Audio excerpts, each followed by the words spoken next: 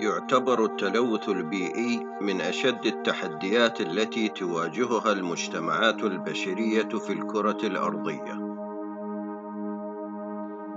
فقد أكدت الدراسات العلمية الحديثة أن التلوث البيئي يؤدي إلى اختلال المنظومة البيئية، وبالتالي يسبب الأمراض القاتلة التي تؤدي بحياة البشر وباقي الكائنات الحية التي تعيش في البر والبحر. ولعل من أهم مسببات التلوث هو النفايات، وذكرت الدراسات أن 1.9 بليون طن من النفايات سنوياً ينتهي بها المطاف إلى المحيطات. فلم يعد التلوث مشكلة إقليمية، بل تحول إلى مشكلة عالمية وعائق من عوائق تقدم الحضارة البشرية، لأنه ينتقل بواسطة الرياح والأمواج والطيور عبر القارات، حاملاً معه الملوثات الخطرة لتصيب البلدان التي تمر بها. ولذلك يحيي العالم في 5 من حزيران من كل عام يوم البيئة العالمي، الذي تنظمه منظمة الأمم المتحدة للبيئة بهدف نشر الوعي وتسليط الضوء على المخاطر المحيطة بالبيئة.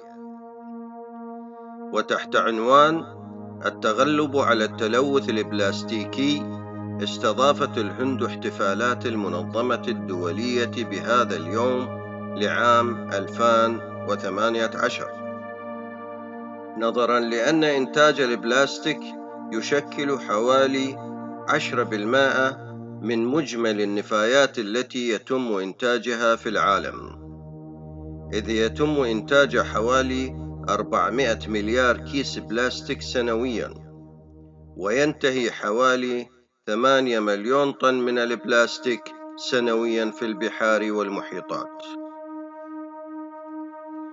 ومن اللافت أيضاً أن العالم قد أنتج خلال السنوات 10 الأخيرة كميات من البلاستيك تفوق ما تم إنتاجه في القرن الماضي كله، وإن حوالي 50% من البلاستيك المنتج يستخدم لمرة واحدة فقط.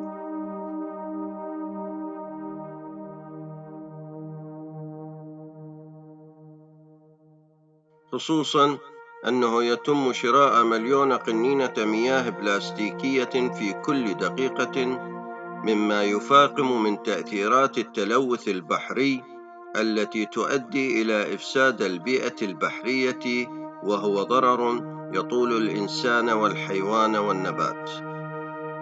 ويعد التلوث البحري أحد التأثيرات الهامة للنشاط البشري على المحيطات، وهو لا يقتصر على تلوث نفطي ناجم عن حوادث أو عمليات تنظيف صهاريج النفط وتفريغها بطريقة غير قانونية، بالرغم من فظاعة منظر البقع النفطية وتأثيرها على البيئة البحرية، إلا أن إجمالي كميات النفط التي تشكل البقعة ضئيلة مقارنة للملوثات الواردة من مصادر أخرى، وعلى الأخص مياه الصرف الصحي والنفايات الصناعية والمواد المتسربة من مكبات النفايات والحوادث والتفجيرات وإنتاج النفط والتعدين ومبيدات الحشرات والمبيدات الزراعية ونفايات المواد المشعة،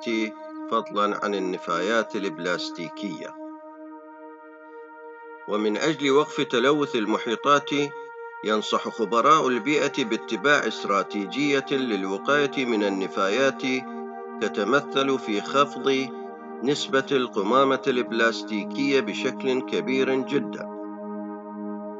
كذلك يجب العمل على إعادة تدوير أكياس البلاستيك اللينة التي تستخدم في الأسواق التجارية وتملأ شوارع ومقالب القمامة،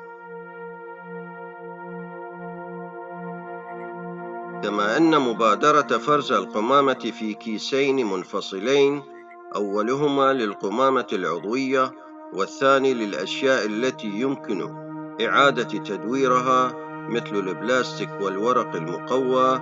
تبقى المبادرة الأكثر رفقاً بالصحة والبيئة وبالطيور البحرية. والتلوث البيئي جزء من الفساد في البر والبحر، فقد حذرنا الإسلام قبل 14 قرناً مما تعاني منه البشرية اليوم من كوارث توصف بأنها طبيعية،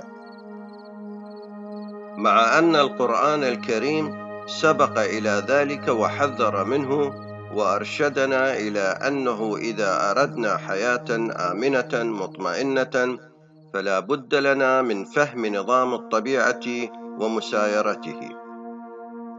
ولا بد أن نستوعب أن تقدمنا قد يصبح انتحاراً، ولا بد أيضاً أن نغير من سلوكياتنا وما بأنفسنا حتى يغير الله حالنا. وكأن ذلك ما أشارت إليه الآية الكريمة في قوله تعالى: بسم الله الرحمن الرحيم.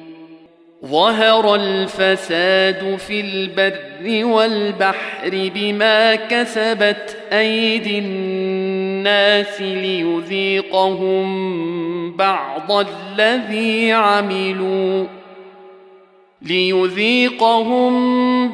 الذي عملوا لعلهم يرجعون. صدق الله العلي العظيم.